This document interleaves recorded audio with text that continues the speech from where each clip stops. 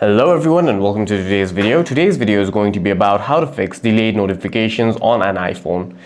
First thing that you can try and do is head over to settings, tap on battery and make sure that low power mode is toggled off. The other thing that you can try and do is swipe down to get the control. The other thing that you can do is swipe down to get the control center and then make sure that do not disturb is turned off. Sometimes a simple restart can also fix your iPhone.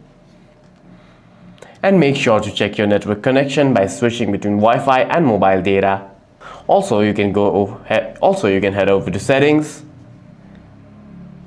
scroll down to find notifications, tap on show previews, and tap on always. You can also disable notification summary to make it quicker. Go to settings, notifications, scheduled summary, and toggle it off.